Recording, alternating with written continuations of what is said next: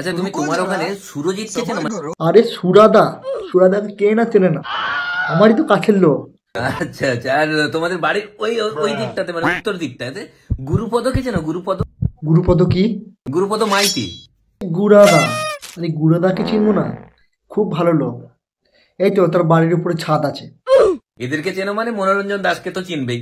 মনাদা, আরে মনাদাকে চিনবো না? এই তো প্রত্যেক দিন ওর সঙ্গে ফুটবল খেলি। ফুটবল? মনাদার তো পা নেই। হ্যাঁ জানি তো, কিন্তু আমরা বুঝতে দিইনি যে ওর নেই।